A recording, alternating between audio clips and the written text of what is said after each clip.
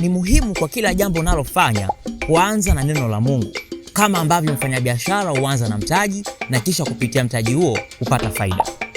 Njia pekee ya kuweza kulisikia neno la Mungu ni kupitia Roho Mtakatifu, na huyu Roho Mtakatifu anakaa ndani yetu, na kwa kuwa anakaa ndani yetu, yu karibu na sisi kuliko hata nguo tunazovaa.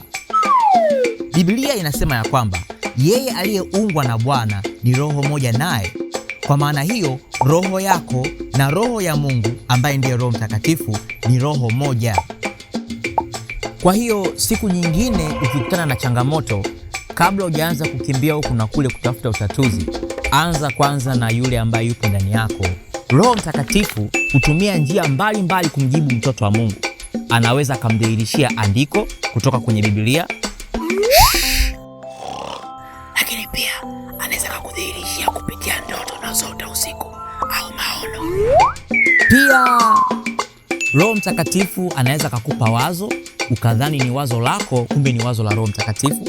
Na Roho Mtakatifu hutumia watu. Huenda kupitia channel hii Roho Mtakatifu anazungumza na wewe.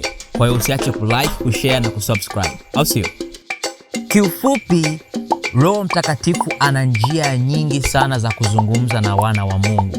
Cha msingi ni wewe kujenga mahusiano naye imara, ili atakapokuwa anazungumza na wewe uweze kumsikia kwa wepesi.